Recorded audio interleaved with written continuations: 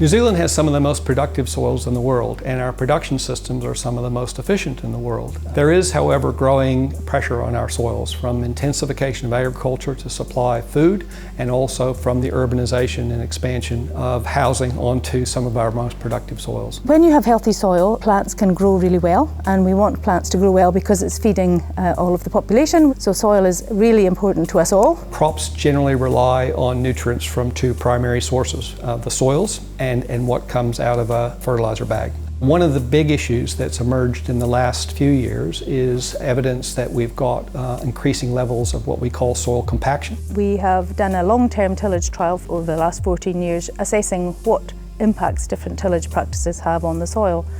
If you cultivate it very intensively, the soil particles break down and get very compact. When that happens, the roots can't penetrate as well and they can't explore the nutrients and water in the soil, and therefore they can't grow as well. So we want to understand what mechanisms we can use and which ones are best in order to keep the soil in good condition and good health into the future.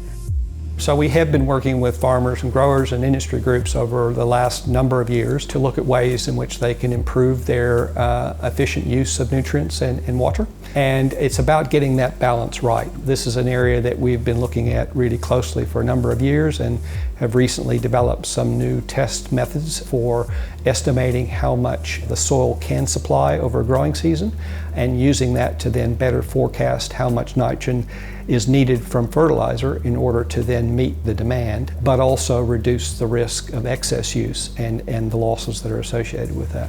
So we're doing work on BNI, which is biological nitrification inhibition. So we're looking at BNI activity in some plants. Through their root activity, they can stop some of the action in the soil.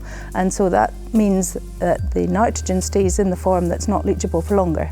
The work that we're doing with farmers now, there's a growing demand, a growing interest among our industry groups for better information to make decisions on farm. I think there's good progress being made. There are still big hurdles, but I think the industry is really rallying around some of the challenges and issues, and it's been a real pleasure to work with them to achieve some of those better outcomes.